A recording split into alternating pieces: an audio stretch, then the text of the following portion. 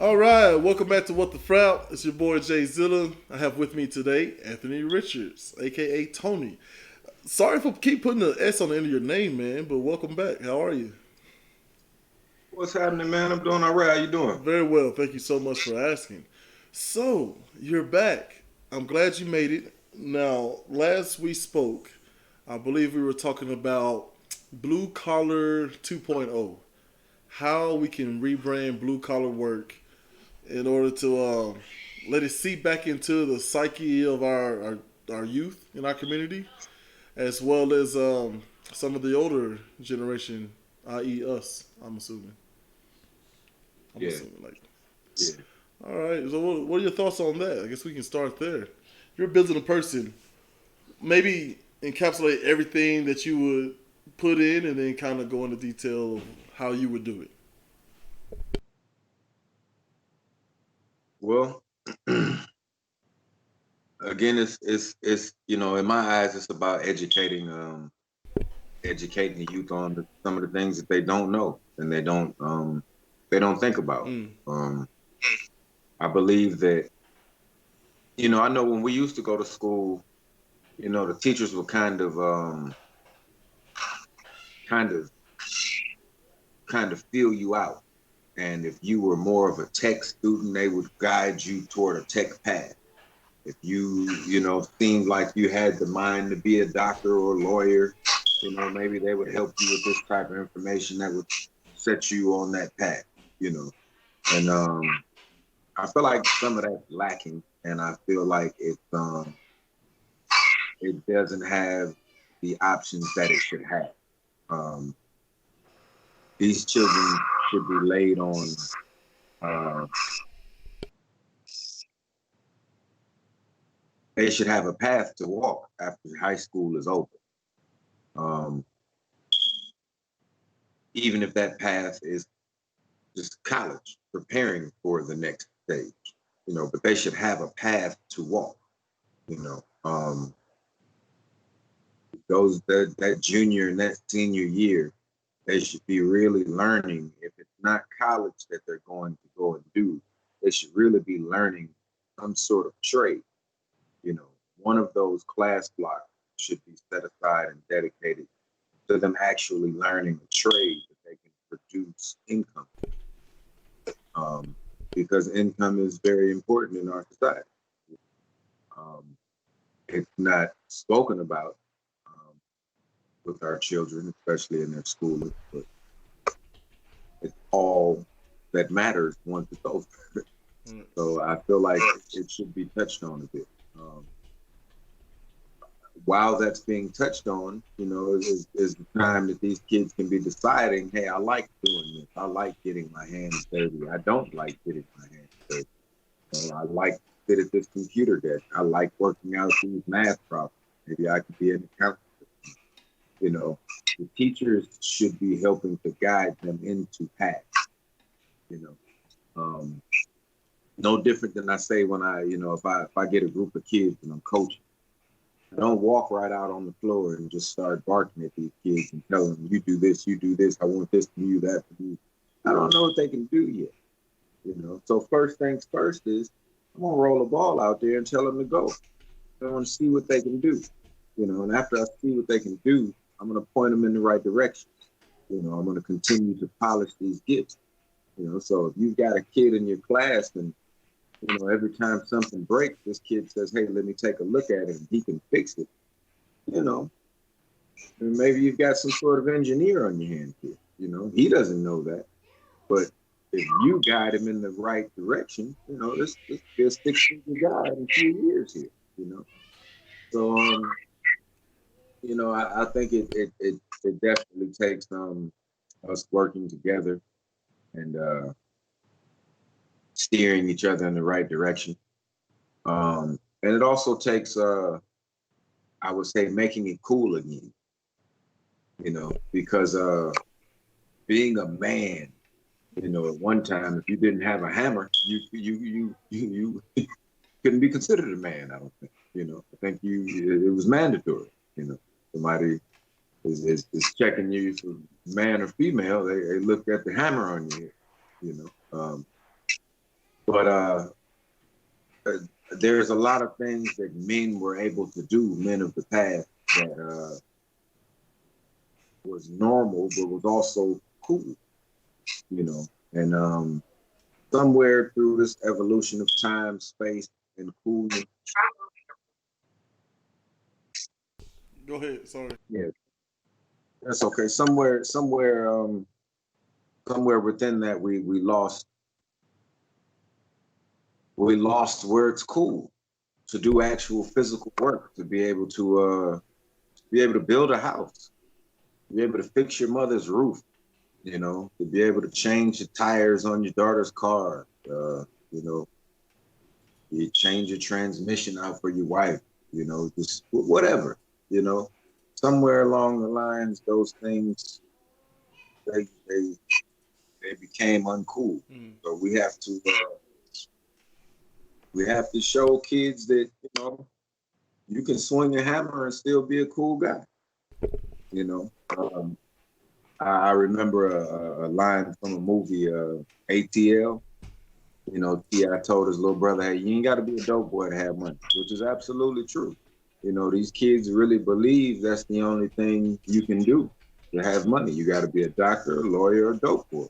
They're not striving to be a doctor and a lawyer. A lot of kids don't want to go to school 12 years, 8 years after school. So boy, it is. But hey man, there's many other options. You just need to be presented with these options. In that movie, Ti was a janitor. I'm quite certain janitors don't make a lot. But if you own the company, if it's your company, oh, janitors make plenty because then they make contracts with these companies and they set their own dollar amount. They may be cleaning an office building with 150 offices.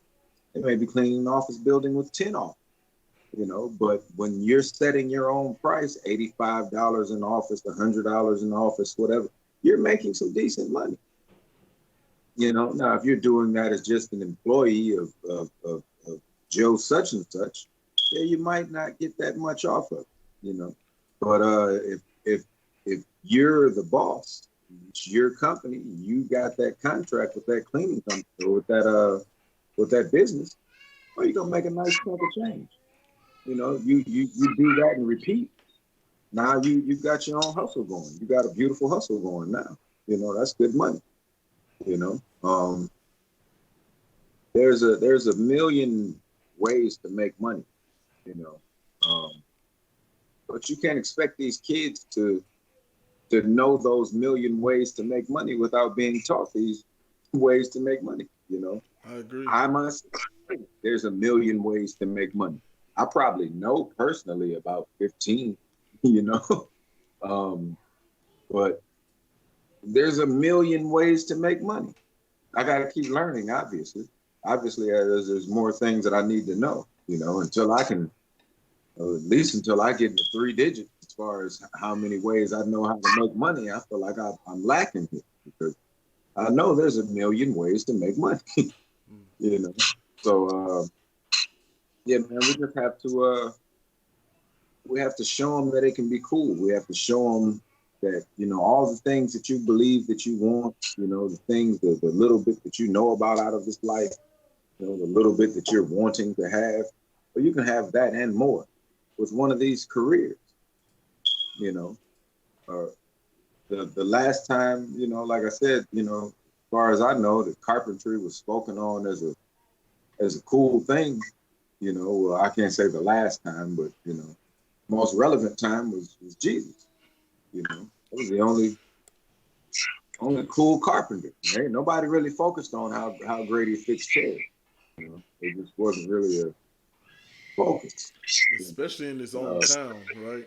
Because that's one of my favorite parts of Jesus' story, is the fact that he had to leave his hometown, much like Abraham and a lot of other different saints or whomever had to leave their hometown in order to really shine.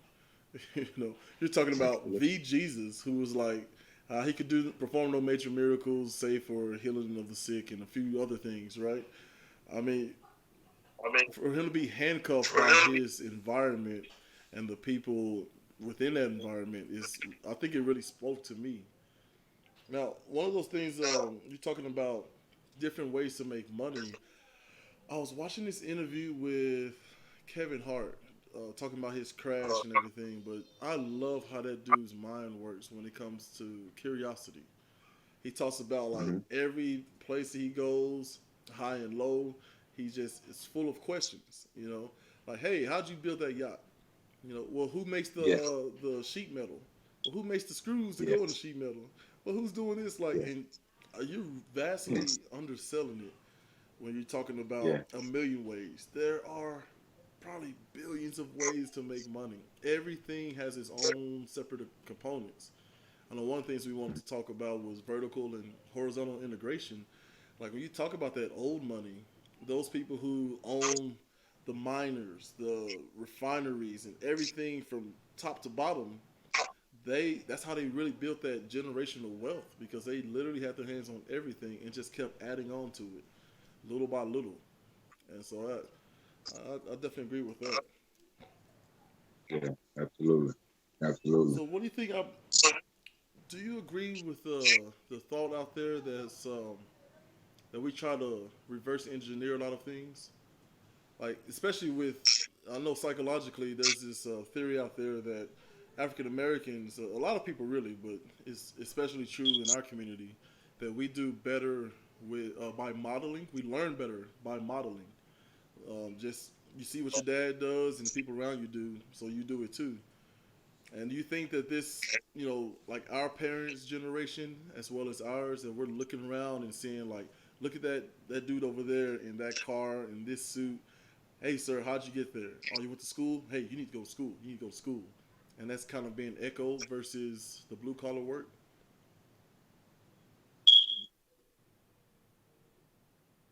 I think that that may have been a part of it. Um, that may have been a part of it. I think there was a definite boom in the college push. Let's go to college. Let's go to college. Let's go to college. And that sort of dumbed down the tech path in the sense of numbers, and also in the sense of just the way that it looked. You know, when you see so many people making this boom towards success, and they're choosing the path of white collar industries, so to speak. You know, a lot of these kids see that and they're like, one of my uncles goes to work from 9 to 2, makes good money. My other uncle works from 6 in the morning to 6 in the evening. And he seems to make good money, but he's dirty when he comes home. He's tired. He's this, he's that. You know, and I think things like that have become a factor. Um, not only that, but like I said, our mainstream media. That's not what they push as far as what's hot and what's not. You know, so I think that makes a big difference because they control our children. You know, Parents are very important. And you do the most that you can with your child and for your child, but to think that you can shelter them or keep them from all the things that the media does and has and gives and shares, you're in for one because they're gonna get it. They're gonna get it. So you have to do your best to show them, I believe, what it is that you want them to know. You can tell them over and over, but the things that stick with them are the things that they've seen. Not only them, but us as well. I don't know a person that can recall an incident that they've heard about more than they can recall one more than they've seen. You know, so We have a thing here in our school system, which New Mexico is, if not the worst state for education, is pretty close. And I looked at some of the posters that I love, watching teachers' decorations and just kind of them getting a chance to showcase their personality, their individualism, I guess. They have this thing where it's a pyramid on the boards, and the bottom two Mhm. points of the pyramid are, in that block, it was labeled as parent and teacher, and then of course the tip of the pyramid was the student, and how you need all three pieces working together, but mainly parent and teacher together, propping up the student, kind of pointing them in the direction to where they want to go. And I thought that was Yeah, interesting as a concept. But what I usually see is a very dogmatic approach to, hey, here's what needs to happen. Here are the test results we're looking for. Here's what's going to be on the test. Let's just hammer that in as much as possible. They don't, kids don't seem like they have a lot of space to really create a path for themselves and, maybe choose it's something, become mess like, up, and then try something else. It's a very yeah, dogmatic, streamlined path. What are your thoughts on that? it's become factory work. There's no individualizing Right. inside of here. Everybody is assembly line learning now. You know, and we are not all the same. We will not all learn the same. Impossible to take in this information the exact same way. So you may have 4 or 5 kids in the class that need you to say that a different way. You know, they need you to draw an example on the blackboard. And they need you to stand them up and put them in different positions and show them what you mean. But as a teacher, I don't believe you have succeeded until you have taught. So until a child really learns and grasps the concept that you're trying to teach, or not even a child, another grown man, a grown woman, whoever, you're talking to somebody with emphasis on sharing information or teaching. If they walk away without the knowledge, you didn't succeed. Uh, I don't know, what we'd have to do to get our teachers up to par in that sense, you know. Um, but I feel like that's an important conversation as well. They've got these kids in their classes, and a lot of them just you know, do mediocre work and make it on through. Not to mention this last group of kids that just graduated. The COVID bunch.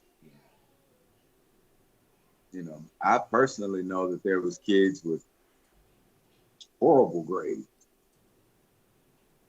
but they let everybody go. How did Tennessee? Because Meaning, you're out there in Tennessee, I'm here in New Mexico. I know for us it was if you had bad grades, they weren't gonna let it slide, but they did make it more of a pass fail sort of thing.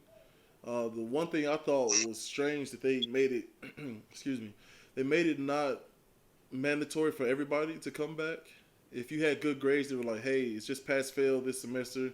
You don't have to worry about the rest of the semester. And then the people who were struggling, the only thing they could do is, you know, earn a passing score. So they didn't kind of just let it go freely. But I did notice like we made sure that our kids are in a good school district where we have to drive or whatever. I mean, we've moved. We probably plans to move one more time. But what I saw the difference is the schools that they would have gone to versus the school that they go to now is that the school they go to now required all their students, no matter what grades you had, to continue remotely and finish it out, just to maintain, I guess, certain standards. And it's just strange to me how one school can make that call, but it's not universal. To where most of the poor neighborhoods, it was like, hey, you got a 65, or you got a 70 or whatever. Don't worry about coming back to school. So I guess the question is, yeah. how did they do it there in Tennessee? Um, I feel like overall it was just hey guys, we're done with this year. See you next year. Everybody go on to the next level. You know, when I was a kid, I remember this stuff.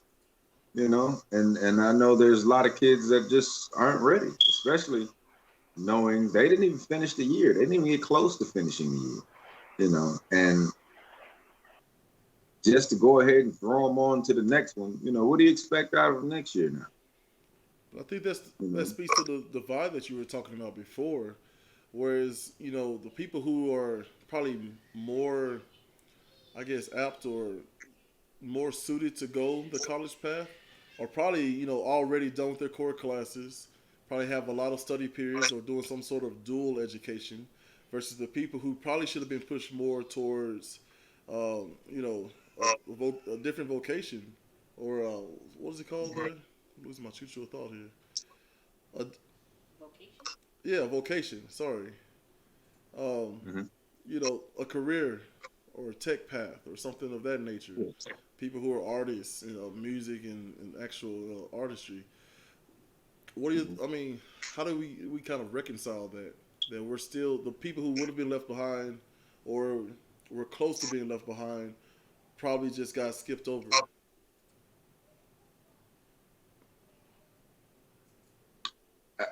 As far as these kids with this current year, just people in The general last in that time, I'm situation. sorry, I'm trying to.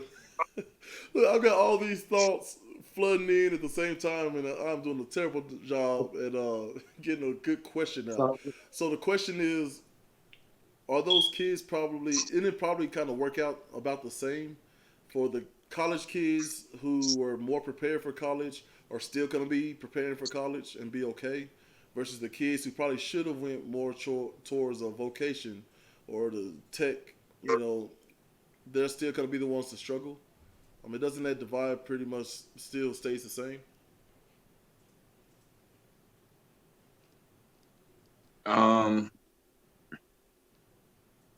I think until until our teachers and until that pyramid you were talking about, until that pyramid is active the way that you said it should be active, which is the parent and the teacher, then the student at the top.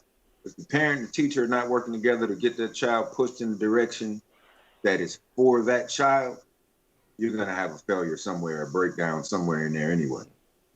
Because whether it's a kid taking a set of classes or college or some sort of vocational schooling to prepare for some situation, but they get into it and realize I hate this, you know, because they did that all on their own. They just, I'll try this. Jimmy does it, you know, when in all actuality, you're great at this, but your mother didn't pull you to the side, your father didn't pull you to the side, the teacher didn't pull you to the side, tell you, hey, we've noticed that you're great at this.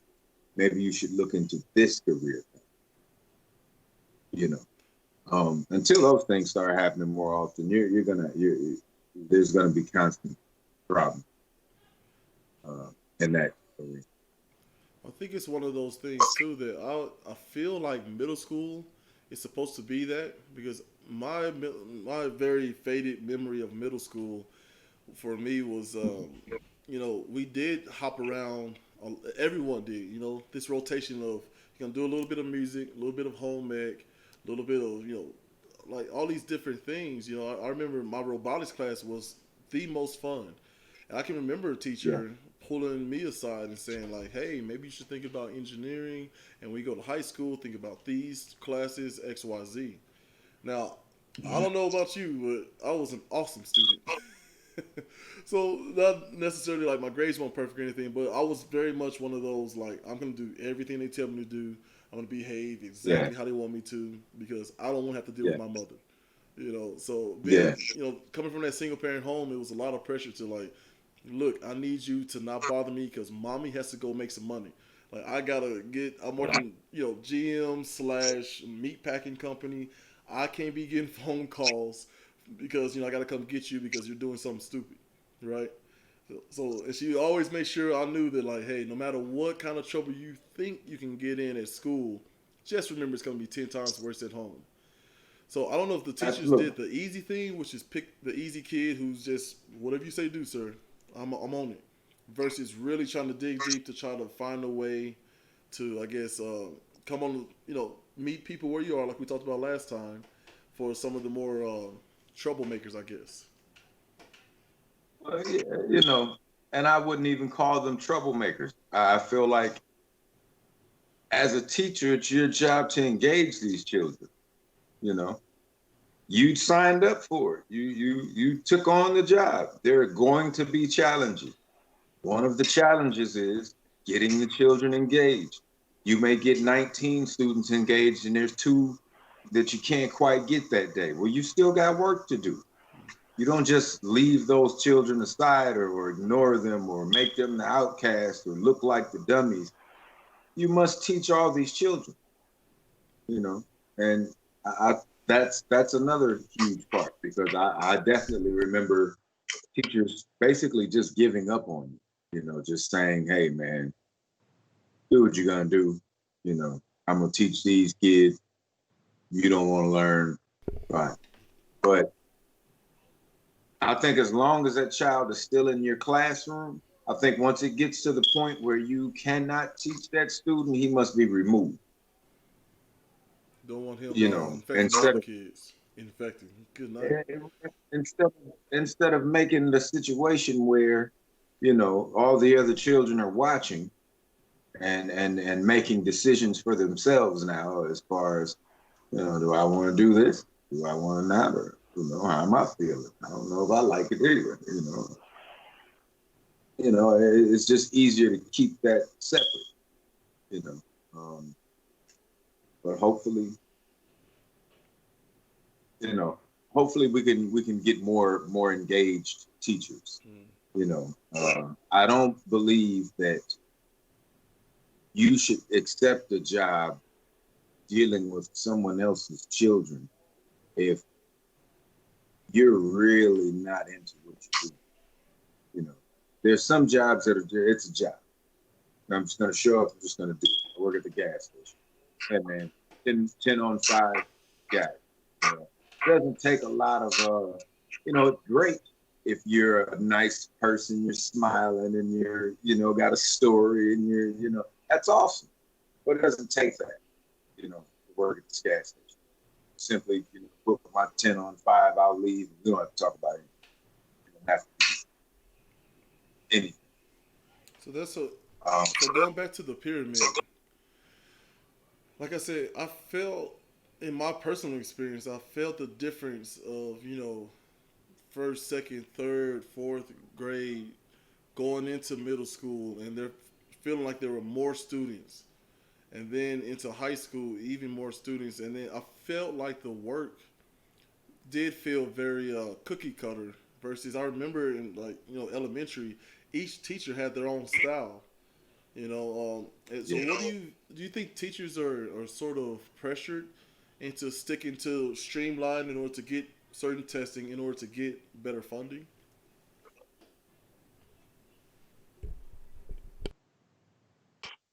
um, I don't know if it's wrapped around funding. It probably is wrapped around funding. Um, yeah, I believe that you probably do have more of them staying on a straight and narrow because of whatever curriculums that they are enforcing or making them use. Um, but I also believe there's just a lack of a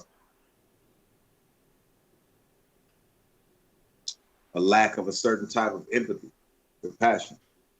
I believe that you know, if they wanted these children to succeed, they would succeed.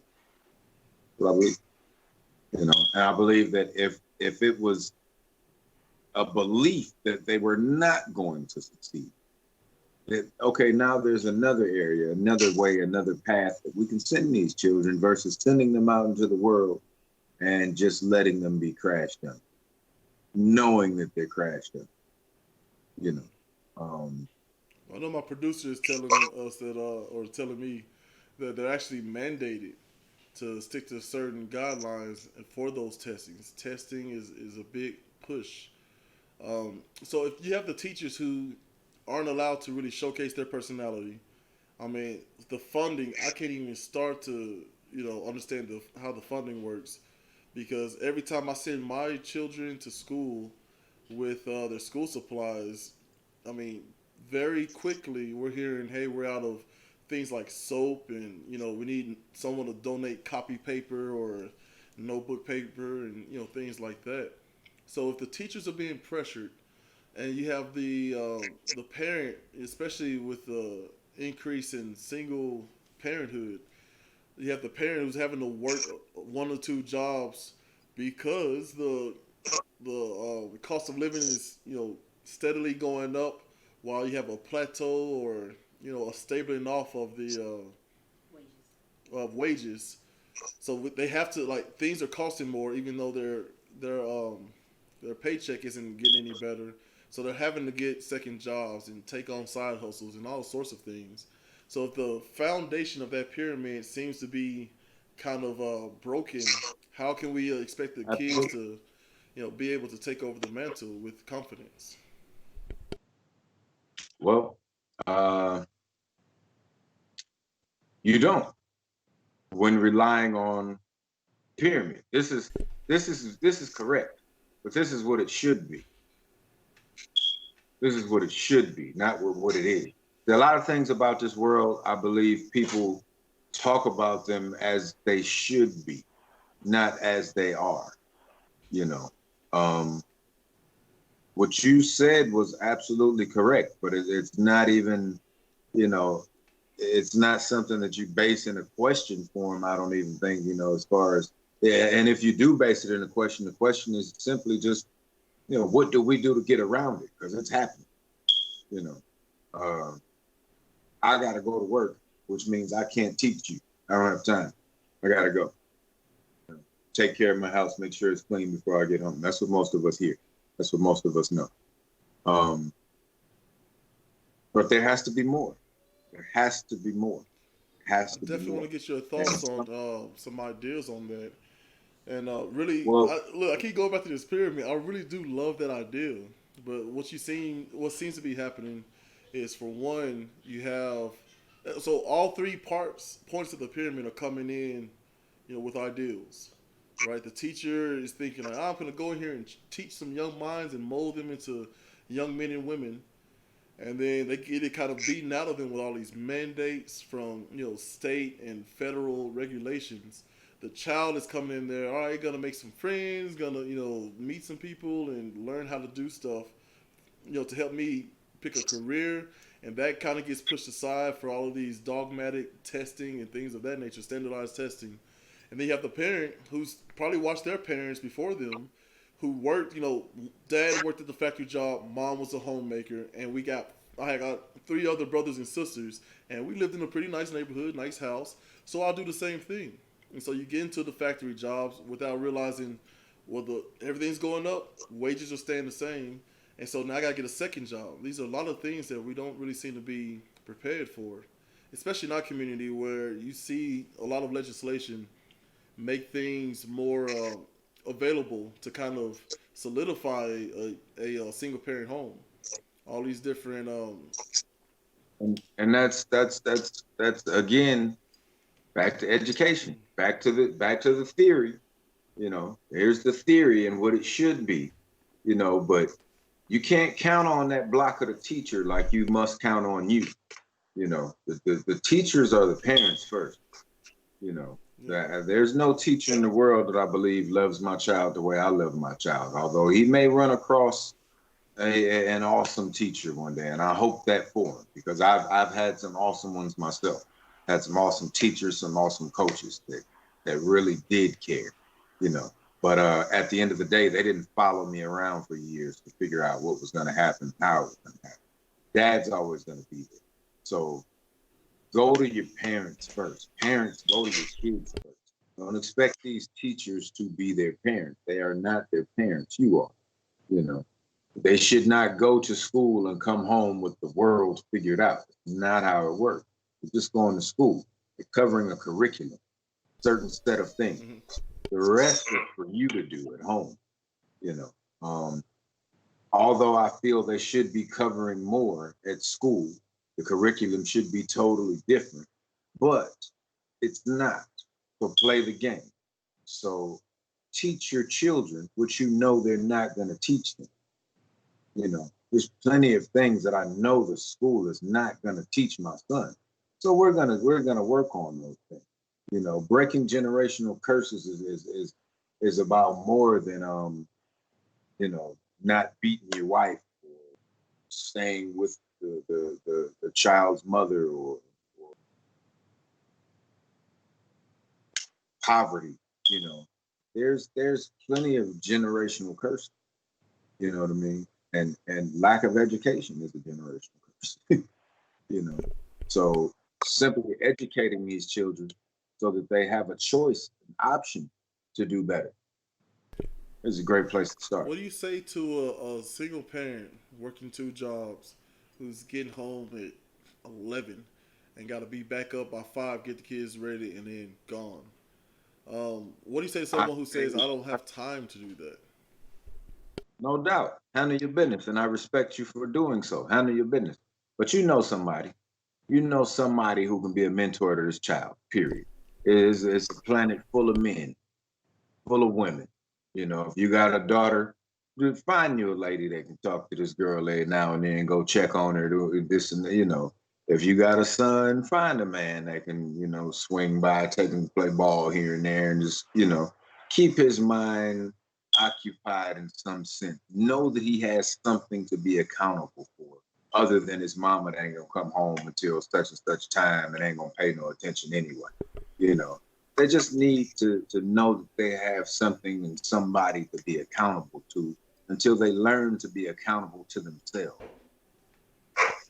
There's a stat out there. I'm gonna have to get my producer here to do some fact checking here. Oh, hang on, Tony. We'll take a quick 60-minute break. We got bathroom breaks and a kid scratching on the door like it's the Exorcist or something. All good, man. I don't want you to go in though, baby. As soon as you leave, he's gonna want to follow you, and that's gonna be a whole thing. All right. Get him off the door. It's really loud. I didn't say open the door. I said get him off the door. He's like making me Let me guess. She got her headphones on and the laptop out. Oh, I don't know. She came to the door, so I couldn't see. It's your fault. What? Told you the plan is keep that dude up all day, so he falls asleep when it's time to do this. Man, he fell asleep while I was gone. I left that same message to the kids. Oh, to Berlin. Yeah. Should take his bully in with you. He done been sleeping in the car. All right. Get your headphones back in. Is Amari out the bathroom? No. Oh my goodness. We just gotta stop feeding him. Well, you might as well wait anyway since he's on him. Huh? I said you might as well wait anyway since he's on him. Oh no. Let the cries die down. Though, this conversation made me think you should do an interview with Morgan. What is mortgage? Oh, teachers. Teacher. I need some teachers and some financial people. Yeah, because I like what we're doing here. Let me tell you. Tony, me, your show, man, I'm telling you, I'm really excited about it, man. It's going to be hella informative. Yeah, and we can definitely bring some people on. Between the two of us. However. Uh-oh. Y'all got to get y'all's technology game on point. Because I don't know if this is our side that's echoing or if it's your side that's echoing. No doubt. I'm hella on the cheap on my end. Well, and I was just telling Jeremy, like, I have turned off every single mic function I can find on the computer. I'm like, I don't even know. I'm like, do I just need to, like, start over? But it's only happening with you. So I would tell you, like, even if it's just something as, like, a headset that you can connect, so that way we can't hear your audio, but you can still hear us, that's good enough. Like, it doesn't have to be anything expensive. Some water. This coffee is trying me out, man. I told you. Well, I will definitely go ahead and grab that first thing. I'm trying to see if I can get my computer back from my buddy, which if I can get that back from him, that'll probably solve the problem. We have I sent Sydney a picture.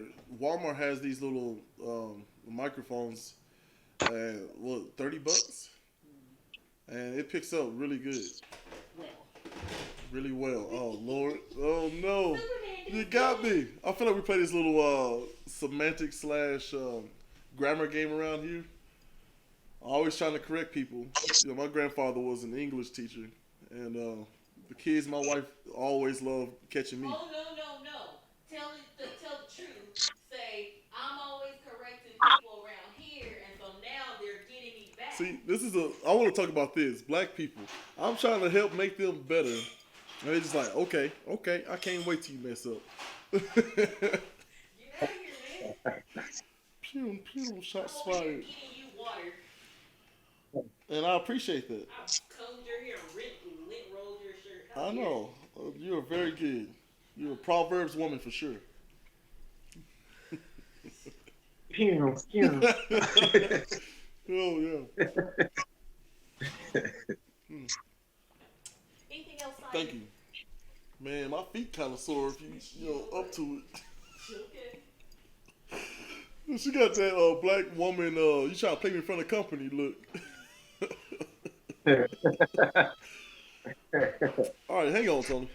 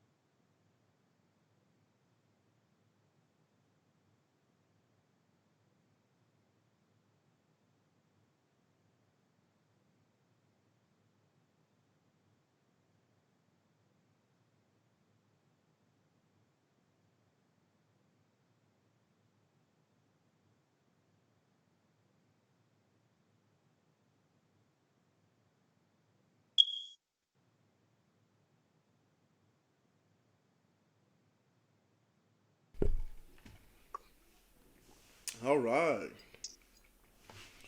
And we are back. Thanks to our sponsors, Kids Incorporated. Whew.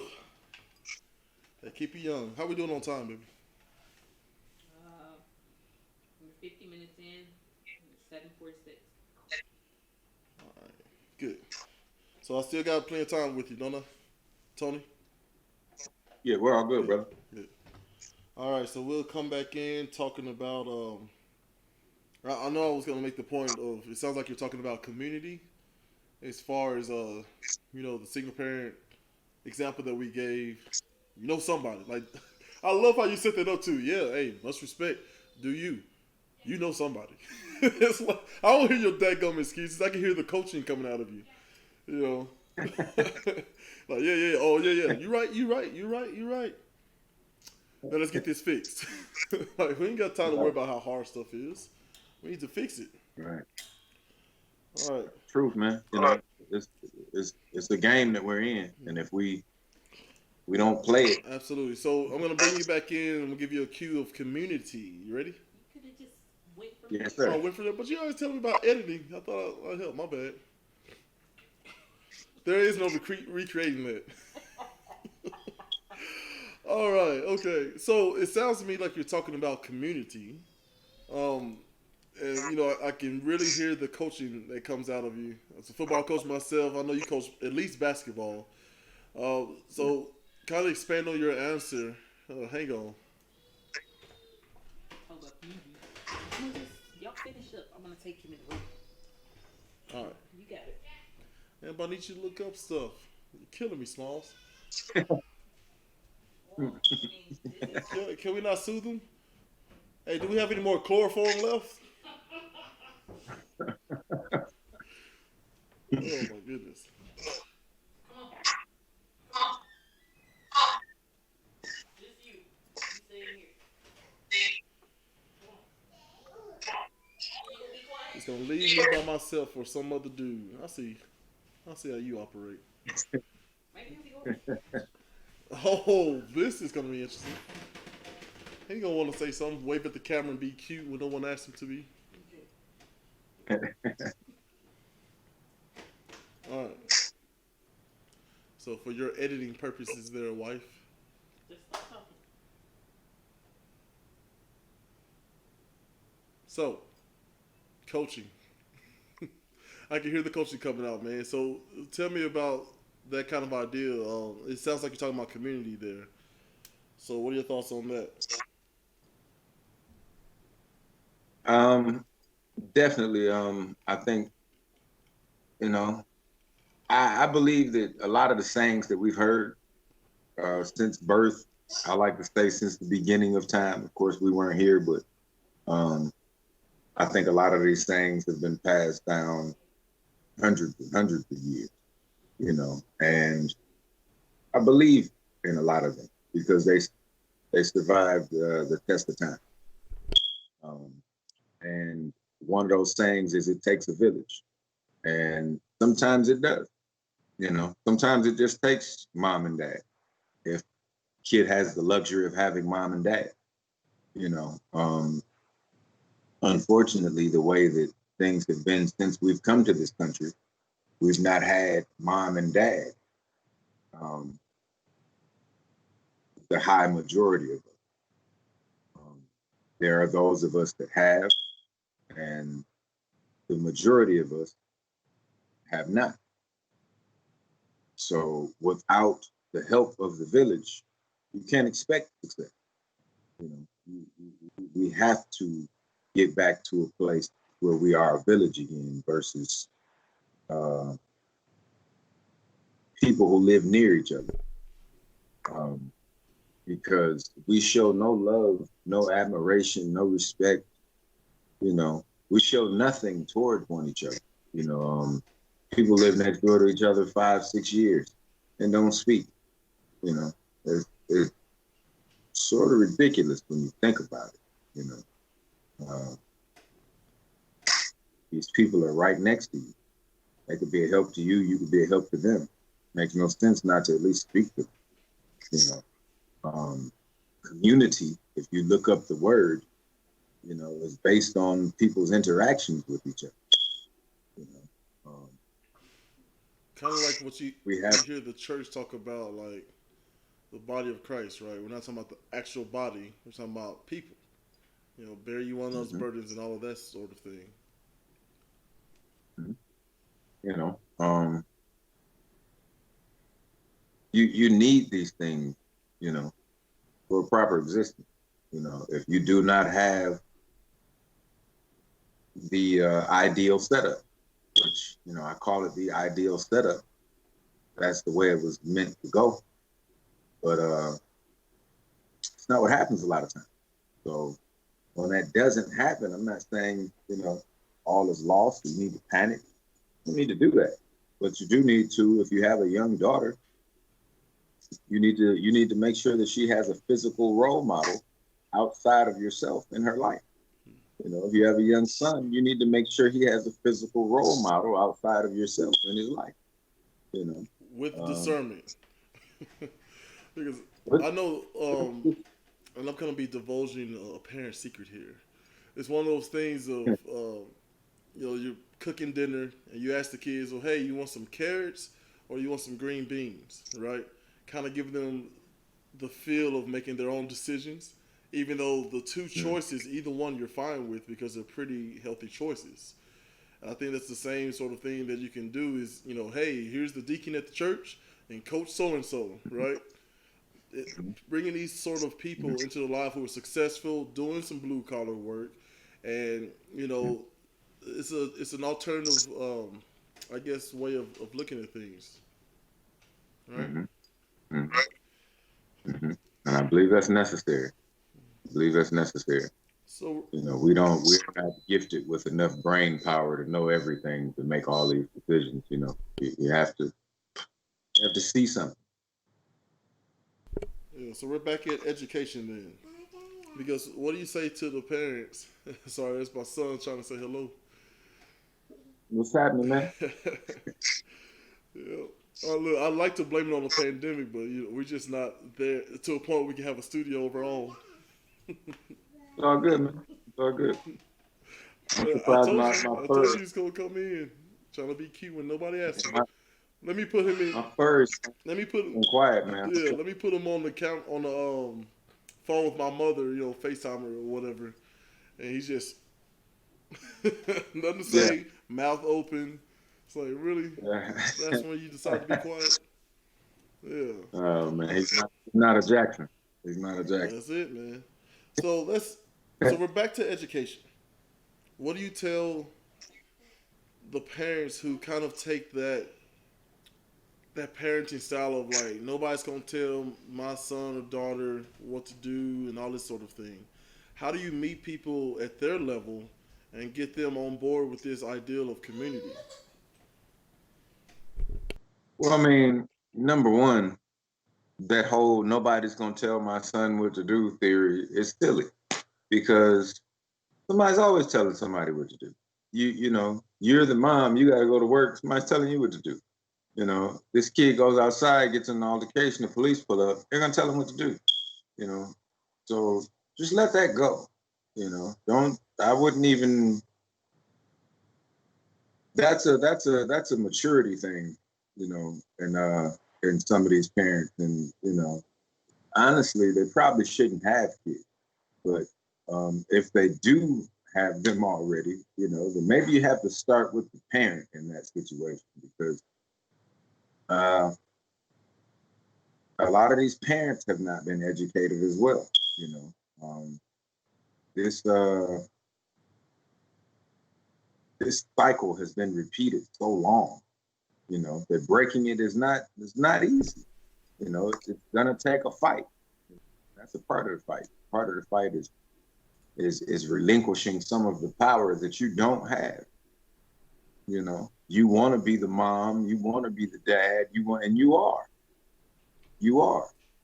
but without the help that you should have, which is a spouse, male or female, whichever opposite you have.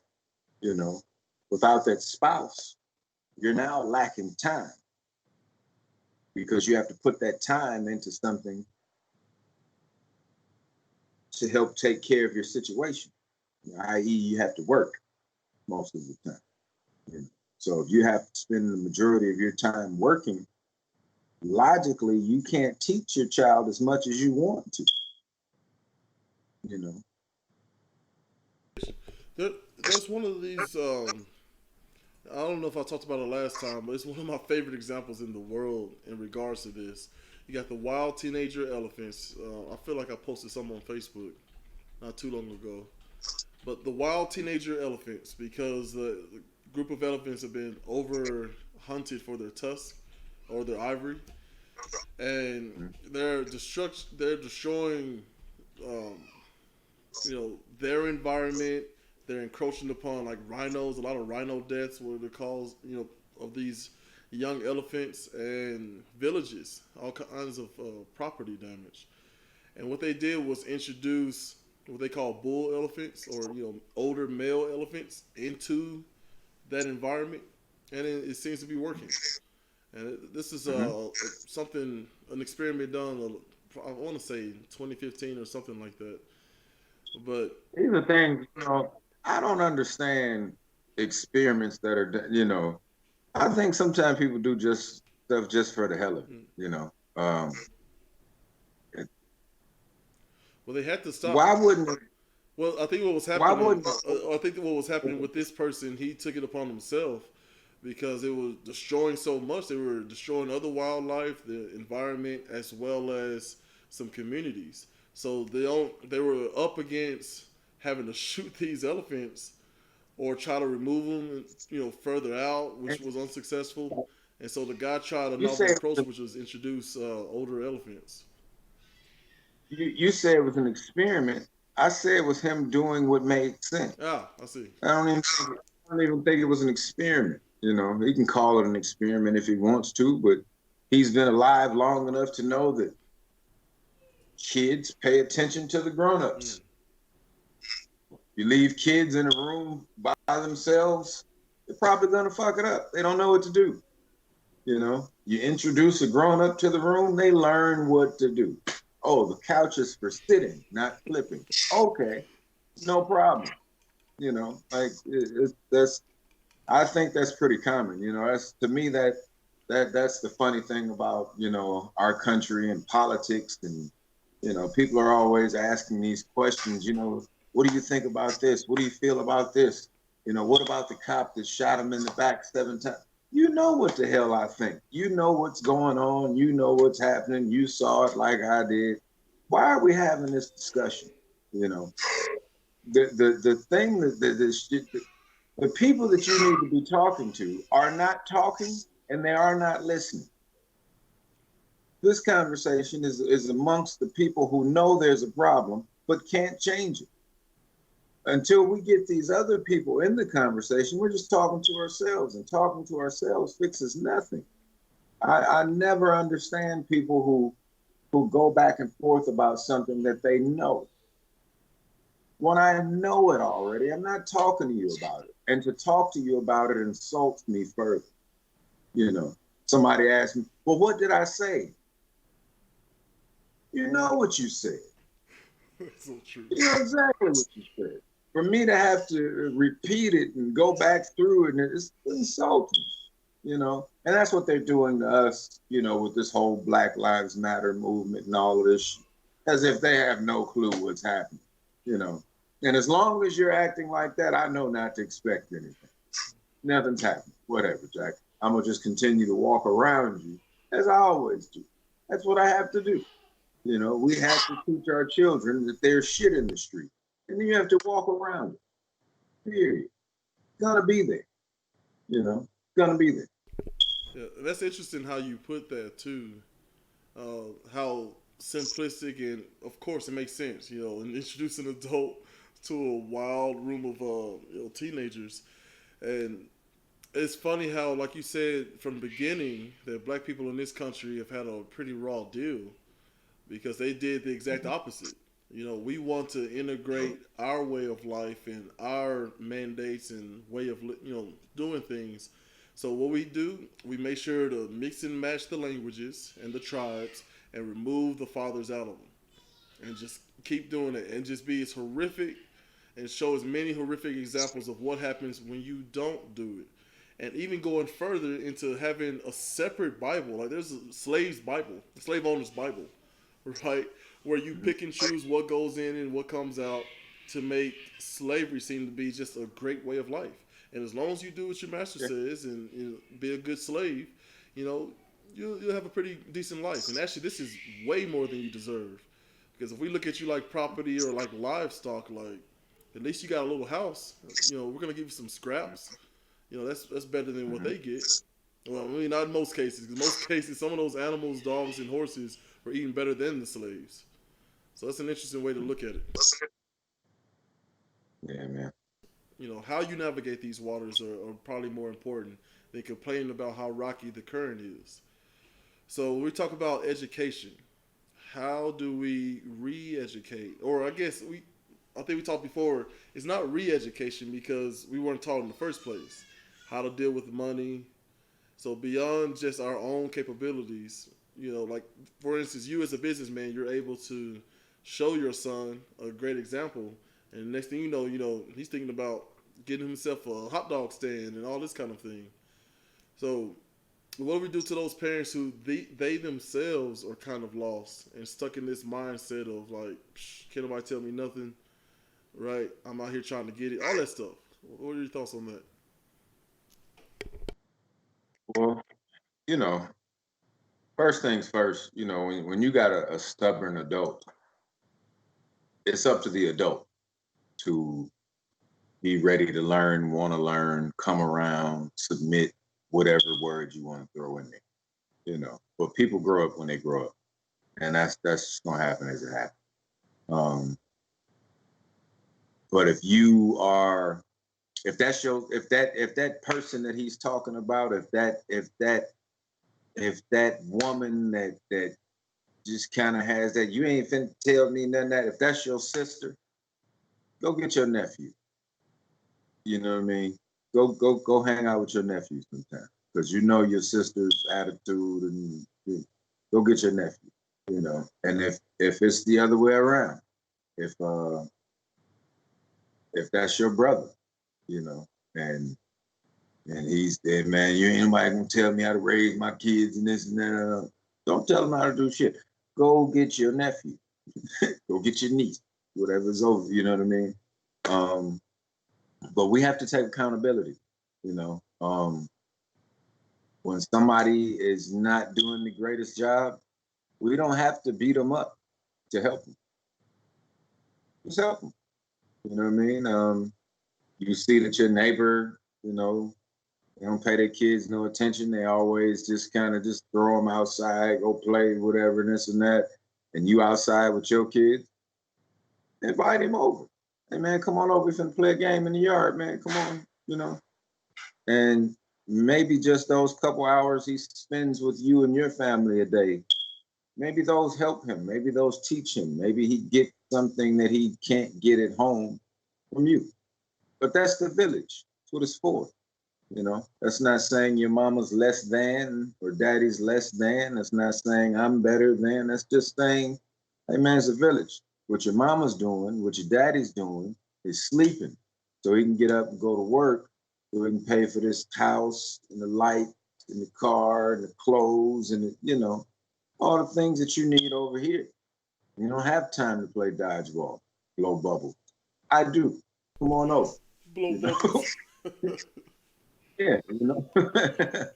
Kids love bubbles, man. Kids love Some adults. bubbles. Yeah, man. Yeah, man. Absolutely. Absolutely. You put a bubble machine in right now, man. I'm happy, man. I love bubbles.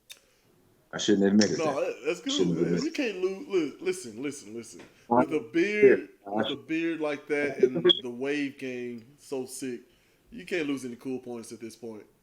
I think you're fine. I don't know, You're man. fine. That's the only reason I have you back. Honestly, I just trying to, subsist on your I cool points. think at a certain age, man, you can't admit to loving bubbles out loud. But this is cool. It's done now. Yeah. It's in the past. Oh, great. I like the idea of community and really trying to focus on that.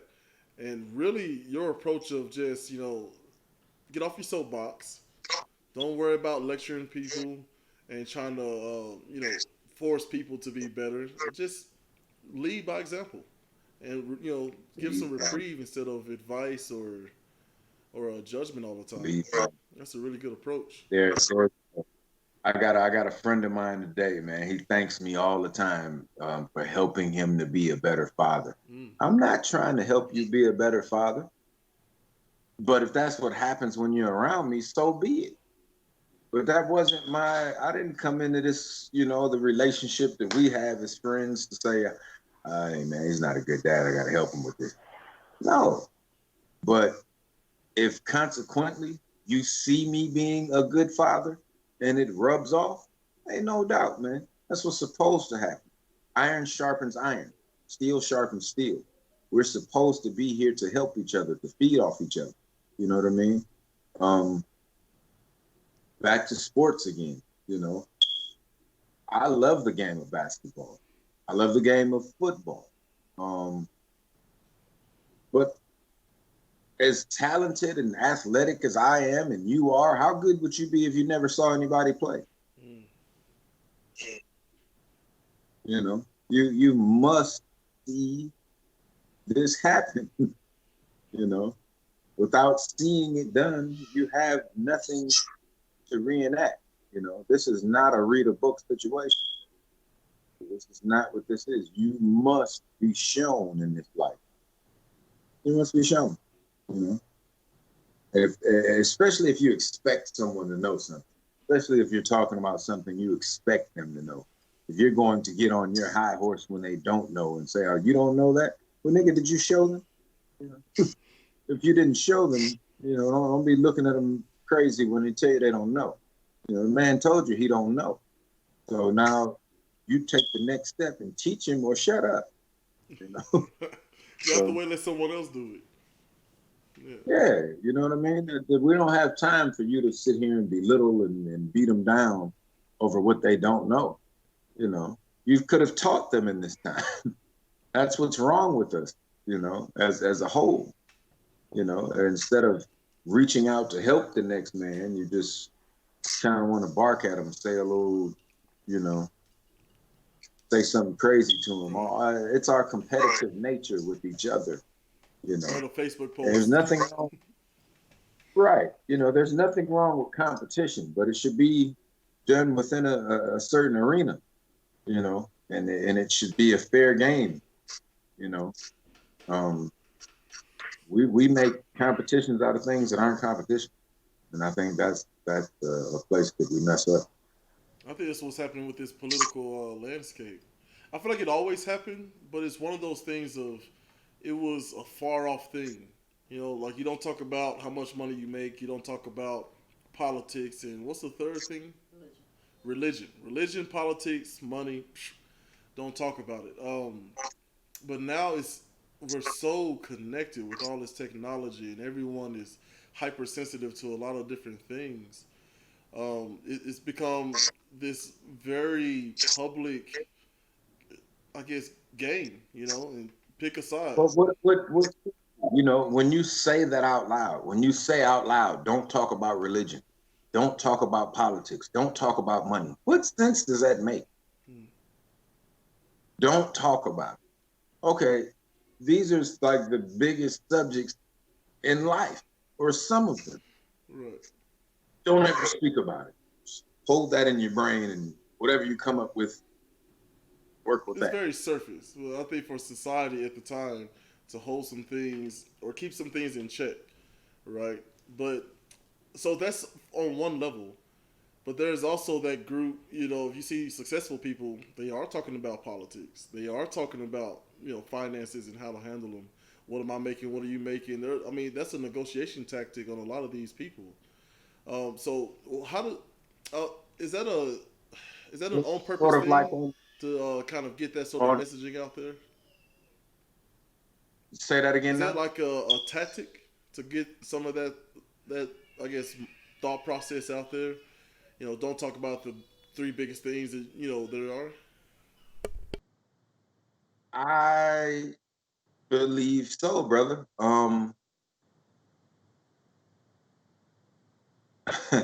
Wow, my brain just went in a million places. This was fine. Um, Yeah. And look, we both trying to figure I stuff out here. I don't believe that the culture of America as a whole um, tells the truth, Mm. especially not to blacks. Um,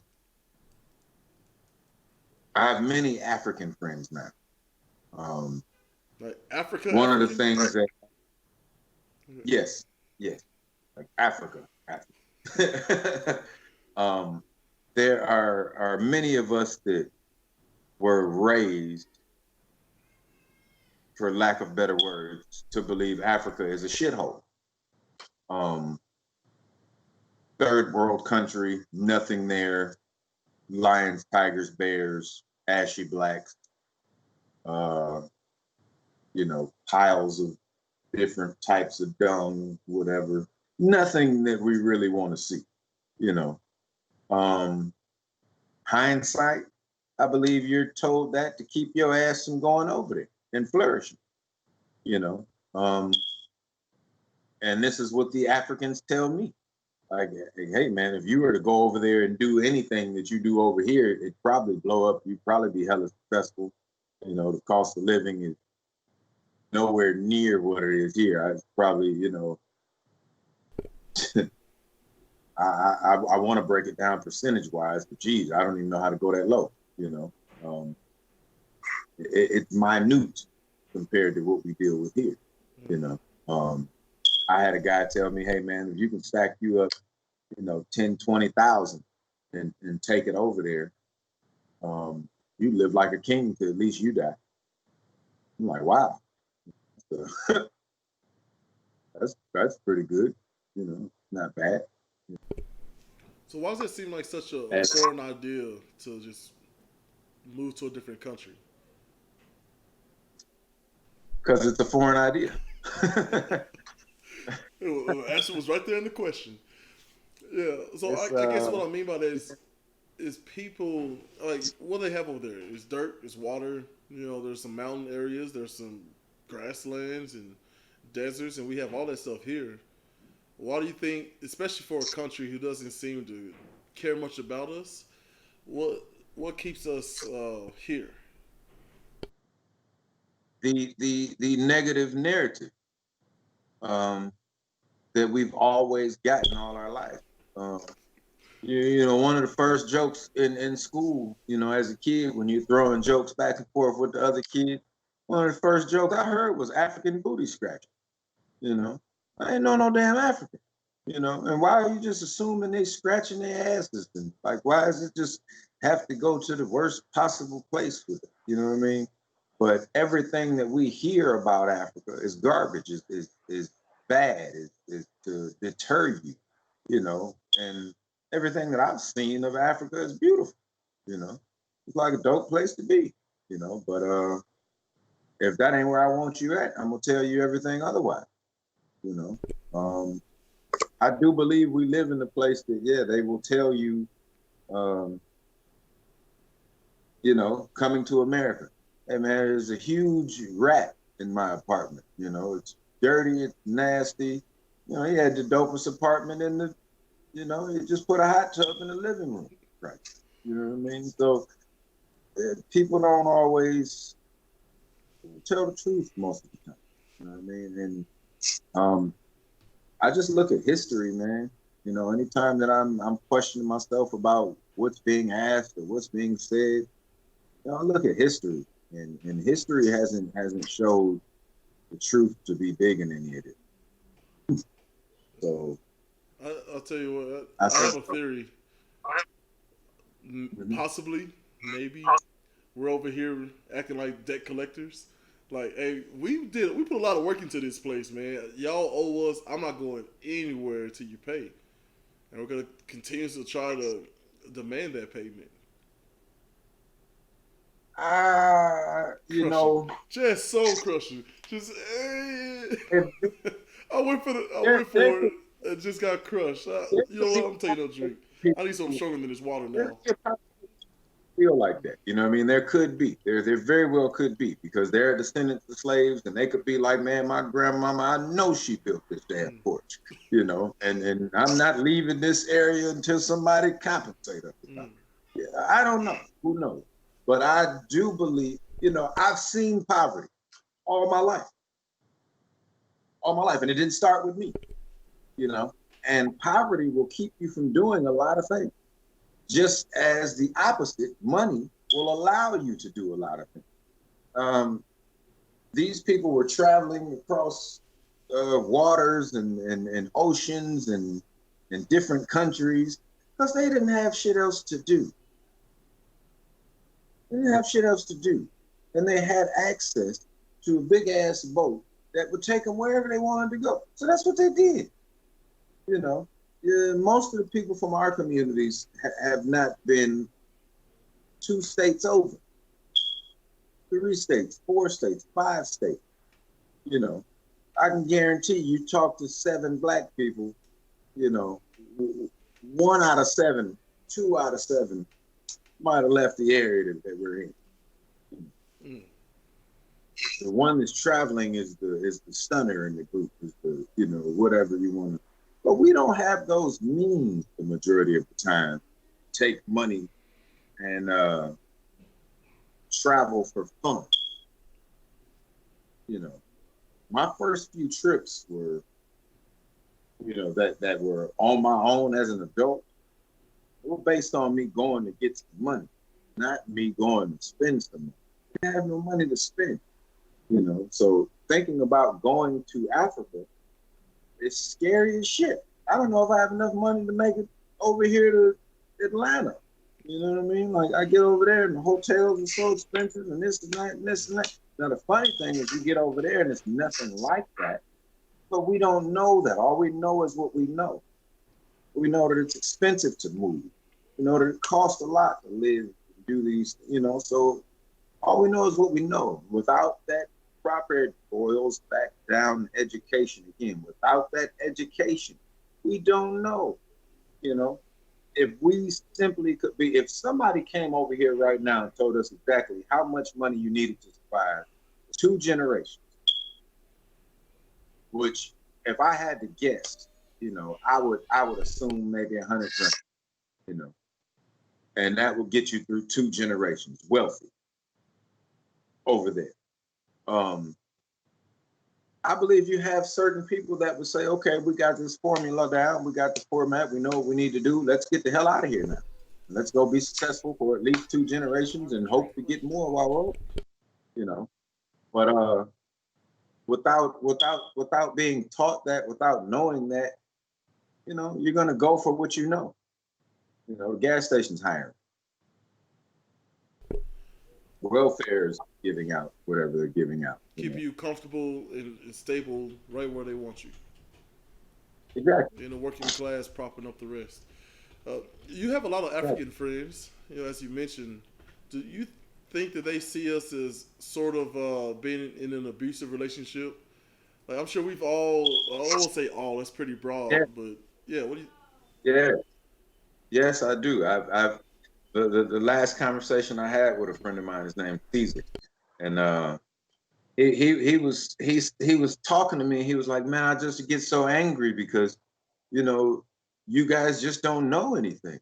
They tell you all of these different things, and you don't know, and you're not finding out. You know." And I think that bothers them more than anything, the fact that we allow it to happen. You know, and it's strange because for some odd reason they look at us as if we are special, as if we are some sort of chosen people. If there's something cool about us.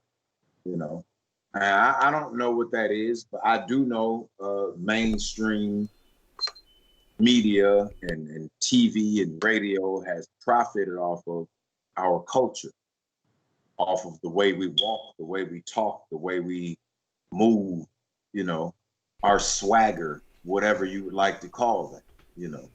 Um, and the whole world seems to eat it up.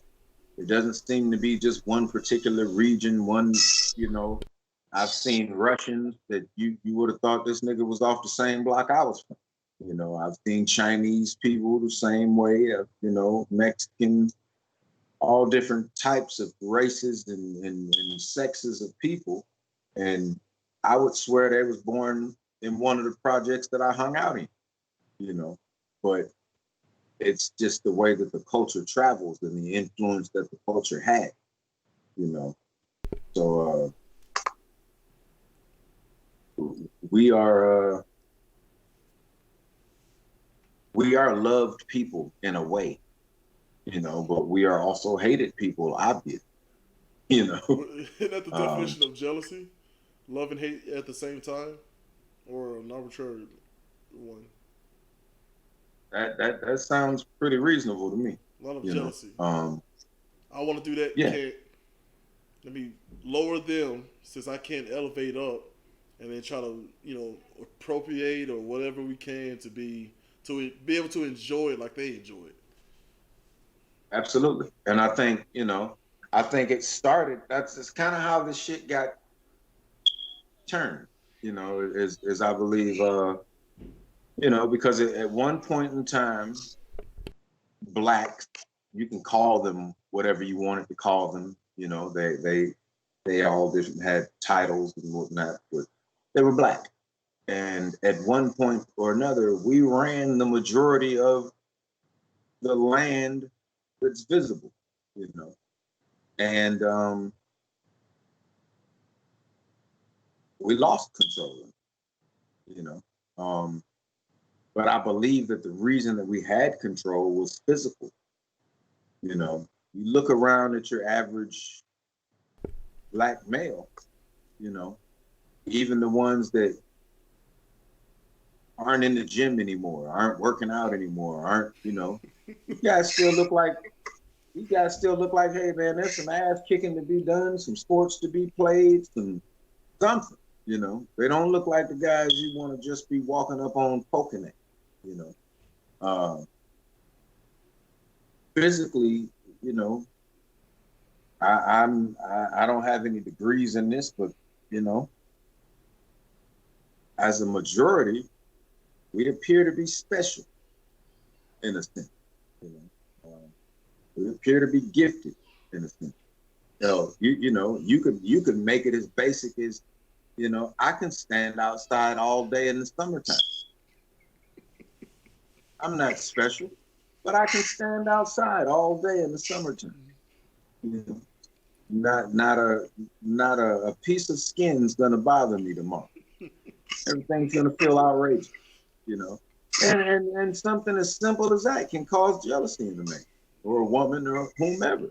You know what I mean? So Just I just a PSA. Listen, I do not recommend this competition happens, right?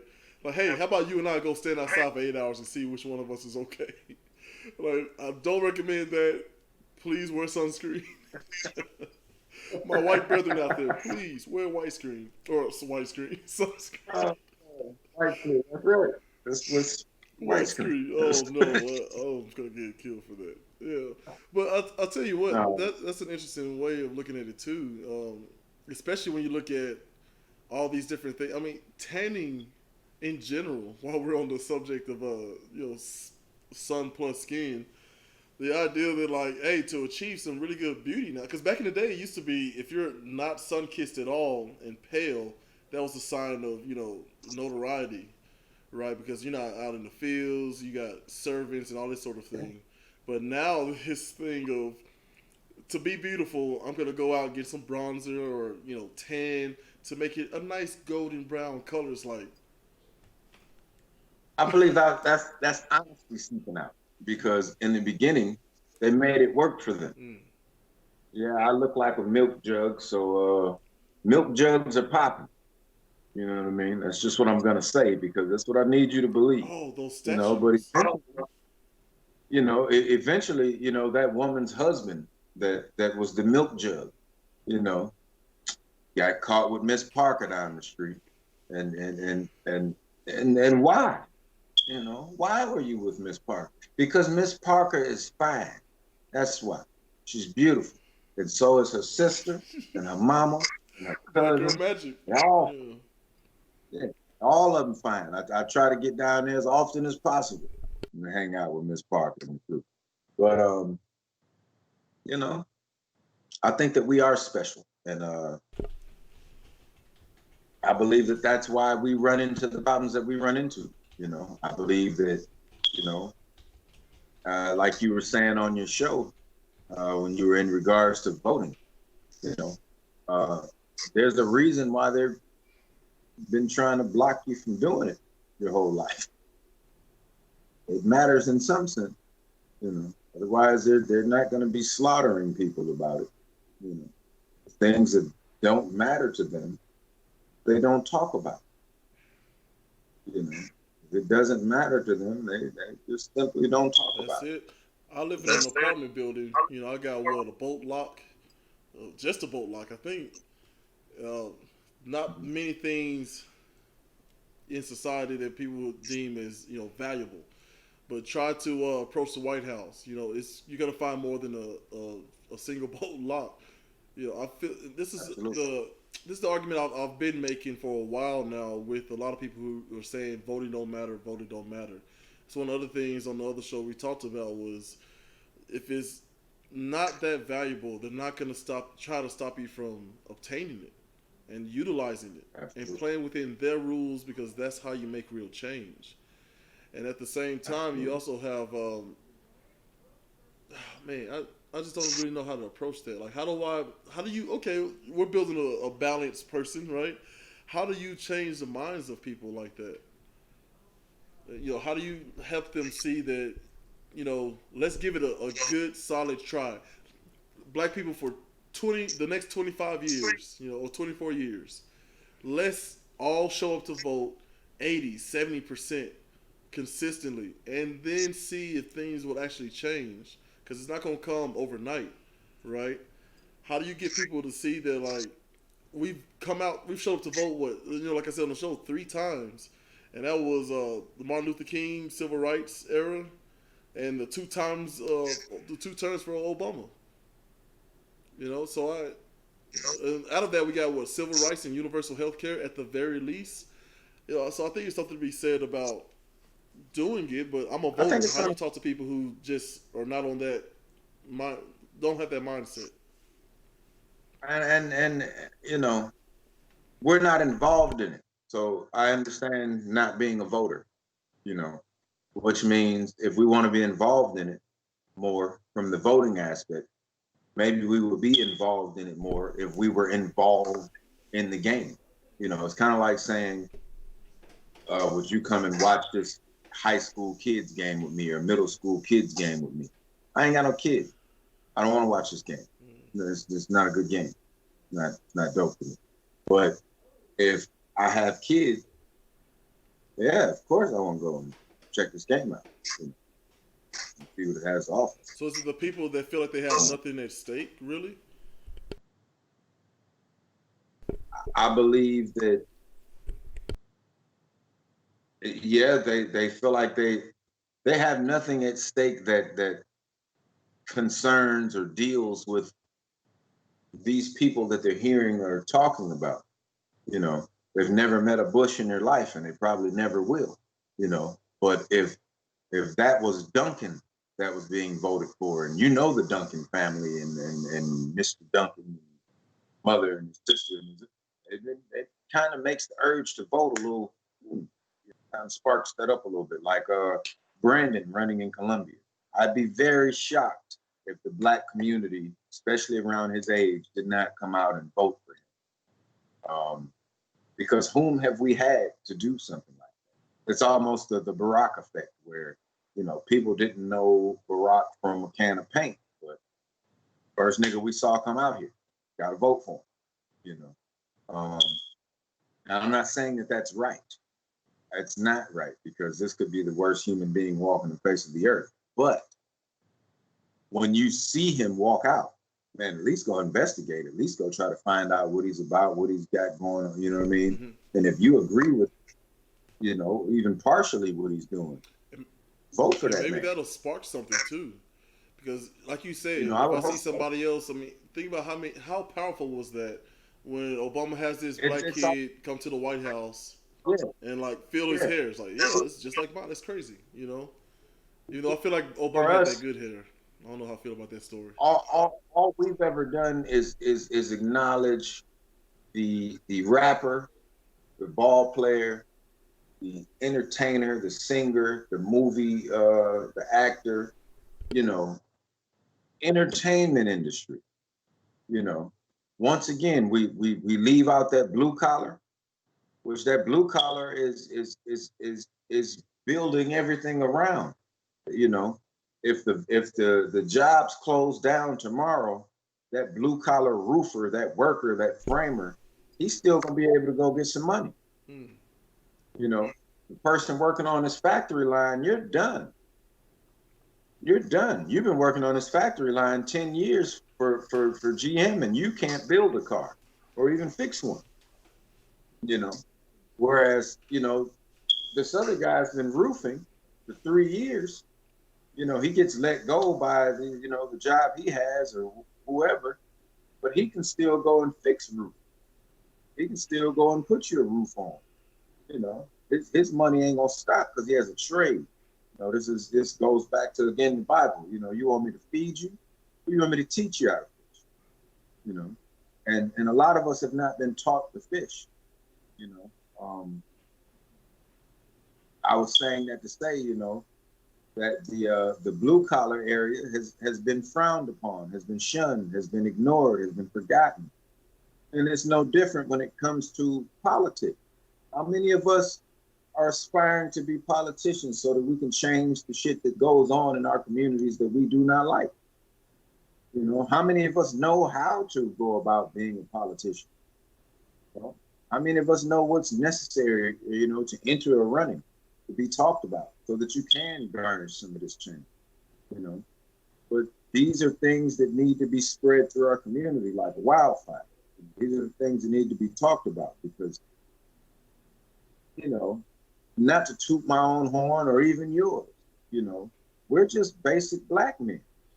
But the intelligence that flows through myself and through you could help our community. But we're not in those positions. We're not in those positions because we never aspired to be.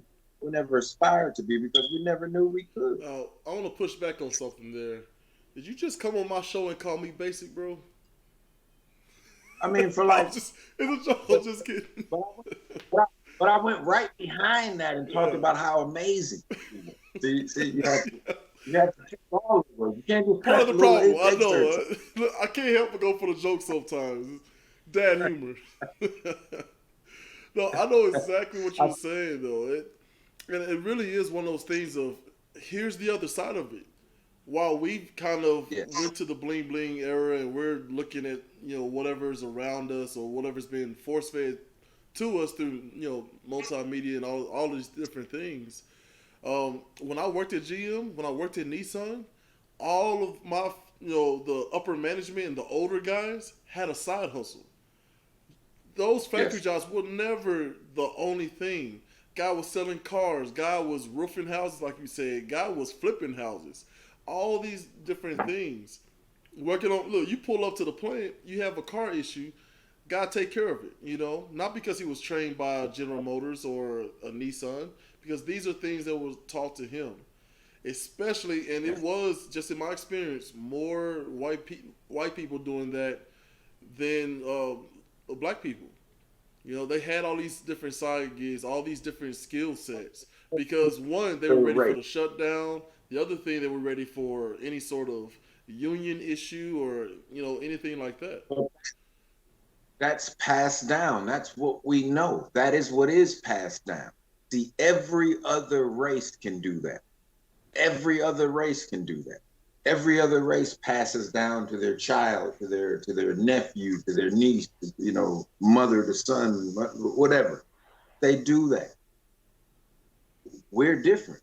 You know, we the most publicized jobs that we've had, the biggest role that we've played was slavery.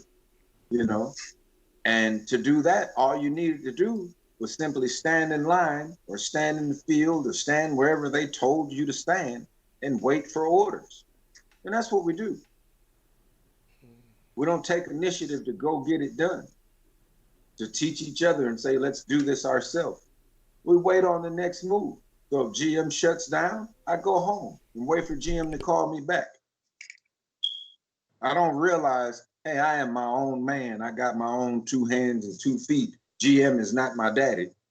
I need to figure this shit out. But that's the truth of it.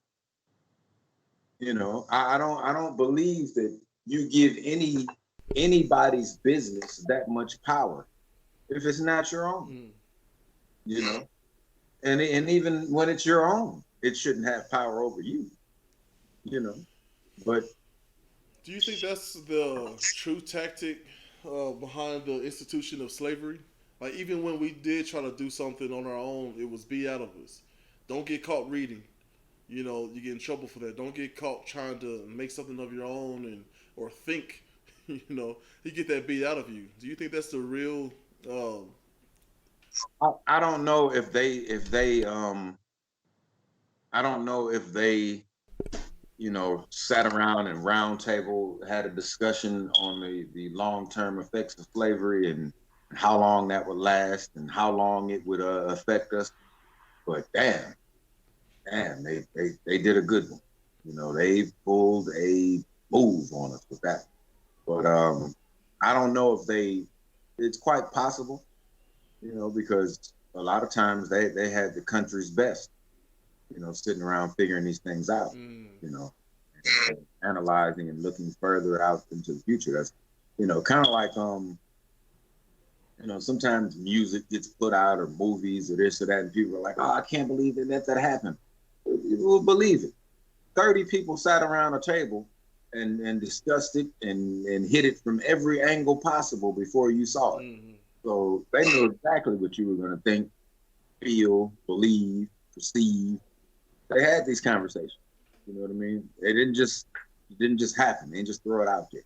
So in my small time as a CEO, it was quickly it quickly dawned on me how outmanned we were, I guess, or undermanned we were as far as the mental thing. And when I think about slavery, all I think about is time. There's a thing that we were told as CEOs to make sure you keep your keys tucked in because a prisoner could look at the design of your key, remember it, recreate it, and then they have a set of keys now. That was a real issue that happened. So when you talk about the prisoners who all I have is time, our mutual friend, Mastella, this dude has gotten so many different vocations, so many different licensing he's earned and degrees. It's nuts. You talk about someone who really turned that negative into a lot of positives, and he is working on a way to, when he's setting himself up so when he is, finally free to move about the, cabin, so to speak, that he can turn it into a positive. But what do you think about those? Because we've had some glimmers of hope. You have Obama. You had Dr. Martin Luther King or Malcolm X. We had these bright spots. We had the Mink Slide there in Colombia. Or probably more notable, especially now, you had, Tulsa, right? That district there. And somehow, some way, like you said, those people who had all that time actually had enough time to counteract that. Even if it was either through blunt force or the power of the pen. So what do you say to those cynics who are just like, every time we try to do something, there they are. Obama tried to get it passed. We didn't show up for him in the midterms. And now you got a Republican House and a Republican Senate. I say we don't have enough for that fight that we think that we're fighting, that we think that we're equipped for. We got one guy, and everybody's hopes are, all right, man, we can do it now. We can. This guy, he's gonna, With no follow through. And you look across the table, and they have a whole military of guys in these same suits, ready for action. We have to get more involved. If we're going to be this involved in the conversation, get in the game. which means we're You back know, to we don't yeah. It means we're back to we got education, more right? Because in order to play the game, you got to know the practice. rules and regulations and how you can move about. You can't go show We up to a got more, we got basketball. more analysts. Yeah, We got an analyst for everything. right. For everything, an analyst for it nowadays. You know what I mean? Well, who's doing it? Who's doing it? There's only a small class of people doing it. And until that group of people changes, what changes? Nothing. You But you know? can't. So I do hear people saying like, yeah, we had Obama, but so what? What that do? So, but there's no follow through. Like I said, those midterm elections, the state and local elections were just as important as the one at the very tip top. Like you said, we're fighting an uphill battle. Obama was the one we knew. Obama was the only guy we knew. That's why we rushed out. And if there had been somebody at a city level that you knew, you would have rushed out and voted. We don't know anybody. We're not involved. You know, it's the same guy that's been winning for the last 20 years, and nobody knows who the hell he is, you know, except for these white people's parents. They know exactly who he is. And by the time they turn 15, 16, they've been introduced to him as well. So that whether it's that you're in trouble and need to get out of it, or whether you need help with a job, whether you need to be co-signed, whether you know, something of that nature. Now you have those things. You have access to that. You know exactly who to go to, where to go. We don't know these things. We don't know those people. And quite frankly, we're not concerned with it because we're too busy fighting our day-to-day lives. You know, most of us are trying to figure out, you know, are we going to, you know, it's not as bad as it used to be for most of us, but you know, there's still some that are trying to figure out, you know, are we eating tonight?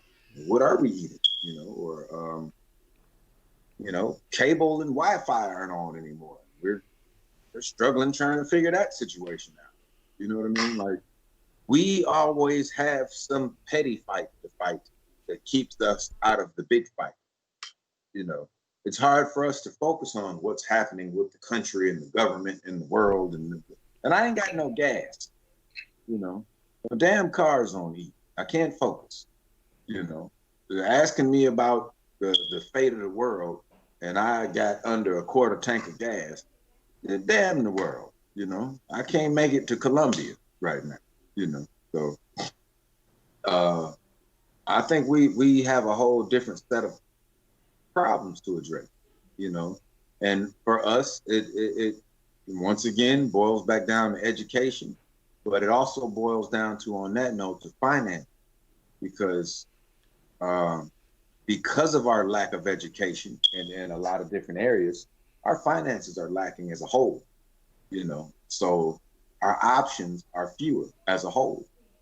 You know, and that's why we don't always seem to make the best decisions or be in the best positions, because our options are fewer as a whole. Okay, coach, you letting your coach out. Isn't that how it goes? Like be able to absorb a run and then make one of your own. Keep yourself in a position to win.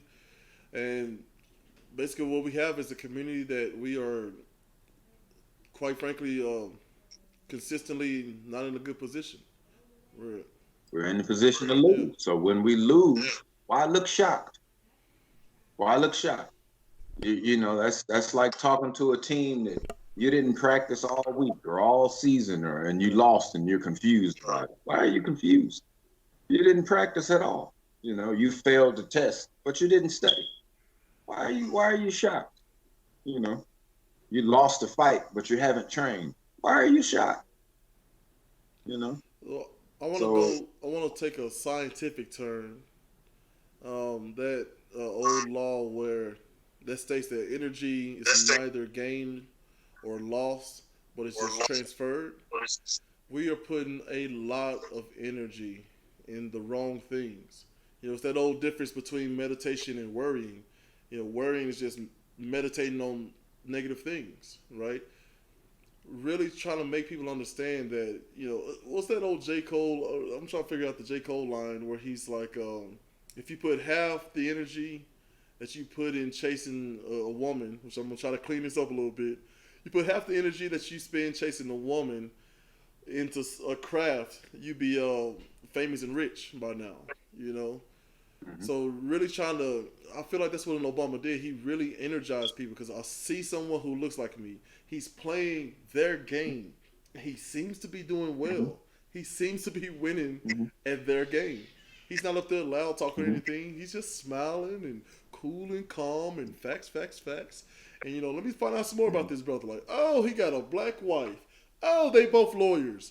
Harvard, you say. All these different things, and all that energy seemed to gravitate towards him. And and for us, that was amazing, but it was just a seed. Mm. It was just a seed. We need to see a field of these motherfuckers so that it becomes second nature versus just being, well, if you look way in the distance there, Mr. Obama, you can maybe be that too. Now I need to be able to look right across the street, see Mr. Earl. I need to be able to see Mr. Jim. I need to be able to see Miss Connie. I need to be able to see all of these people doing well in whatever lane that they're in. And then I can look at these people and pick a lane for myself. It makes it easier, versus looking outside and seeing all of these names that I just named off and seeing nothing but struggle. Yeah, well, shout out to people like Brandon Sproul out there, man. Please, we got to uplift this dude up. We got to push him, make sure that he's putting forth, his best foot as well. But like you said, hopefully this is just the beginning of something that we'll see grow more in the future. Now, before we get out of here tonight, man, look, I need two things. One, I need your promise that you'll definitely come back. And Oh, of course, anytime, great. anytime. All right. And the second thing is when you move to Africa, man. So Hey man, look, I don't know, man. It's for me, thoughts like that have been on my mind for a long time, man. And if I can figure out how to get a couple people that I love over there with me, hey man, it's a possibility, because I have honestly been looking online and brother, it really doesn't take that much money, man. So you just know. an interesting stat for you that kind of piggybacks off of what you were saying. My producer looked this up. $1 American is equal to $16.87 African rands. So 16 to Ain't one, that, almost 17 to one. Not bad. come on, man. Come on, man. But who is talking about that? Who is telling black people, hey, look, man, stack you up 50 grand, go over there, man, and change your life? Nobody's telling us that. Yeah, look, I'm frantically trying to. Like just thinking about that. Almost 17 to one, man. Whew. So like you said, 50 grand. Oh, if you do 100 grand, what you got, producer? 1,687,000 rand. 1,687 rands. 87,000. I'm sorry, 1,087,000. 1,000,000. 1,000,000. Sorry, 600. 687,000 rands. Now I feel like we should just end on the lull and just let that sink in. Yeah, man. It's okay. All right. Amen. All right. I'm going to have to race you there. Because I'm telling you, I was on my way out of the U.S. Not too long ago. Before, my wife and I got married. Went through my little ordeal in Colombia where I was feeling like it was too much. I was kind of changing into someone, I didn't like, let alone people around me. So I just left. Got rid of a bunch of stuff and just left. I went, shout out to my boy Sadiq. I was there with him in Georgia, and I was making plans with, another shout out to Ricky Betty on, hey, how do I get set up there in Australia, So I'm definitely willing to leave the country. Mom, I hope you're not watching. Don't worry, you're coming too. Yeah, man. Yeah. If I can figure that out, you know what I mean. For me, it's not far fetched because especially with my business mind, going to another country and starting a business, and when I say another country, going to Africa. and starting a business is something that I would love to really do. Not just because, uh, not just because of a moral standpoint, or I just want to see us together in this. No, just the business side of me. Just the business side of me says, uh, I believe I can be successful here. You know, um, and I've spoken to enough people that are from there that will tell you, most of the Africans will do business with you simply because you're American. They have some sort of culture shock where they love to see you, and we've been taught they hate us. Yeah, and it's not just them either. Like I said, I think I was in Australia for a couple of weeks, and I'm telling you, I barely had to pay for anything, man. People would buy me food. I went out. People would buy me drinks. Like, oh, you're American. They hear the accent and they just go crazy. And especially Yeah, with me and Sadiq, something about it. yeah, like we're just big old black dudes. We had dressed up a little bit, so they just assume like, oh, you someone famous? Oh, what team you play for? Yeah, It's like, oh man, we're just regular dudes. Like, let me buy you a drink. you know, absolutely. yeah. But that's where we live. That's I can't normal. imagine how Buffalo Soldiers or not the Buffalo Soldiers. Sorry, like the Tuskegee Airmen and people during World War II coming. I mean, going over to Europe and being treated with such respect and honor and all these different Wow. things, and then having to come back, especially after making that money, because they didn't go for free. And the crazy thing is that's never stopped. I know people who and I'm sure you do too. Know people who have gone across seas to play Mm, sports, hmm and the stories that they tell, the love that they get. You know what I mean? It's a wonder I ever see any of these dudes back at home, because their lives over there are amazing. And then they come back here and they're just a regular They're dude. looking for that. They go back to I feel like the city that it started in, that everybody knows who they are, and they walk past somebody and like, whatever, that's that nigga, whatever, who cares, And then they go back to Europe or to Australia, wherever they are, and people stop what they're doing. Hey, boy, let me take a picture. Hey, we love you. Hey, you know, something about being outside of your city, man. It's weird. absolutely. Now I'm gonna wrap it there, man, because I'll tell you what. Whew, that's an interesting idea, and maybe the people who have gone away and come back, it's because they're still looking for that check that America owes them. Maybe so. Maybe so. Maybe Well, so. thank you so much for joining me. Please check him out on Carmack in Columbia, Tennessee, at Trend Clothing, and we look forward to having you back, man. Thanks for doing this. All right. I appreciate that, man. I enjoyed myself today, man. Absolutely, always a pleasure. All right, brother.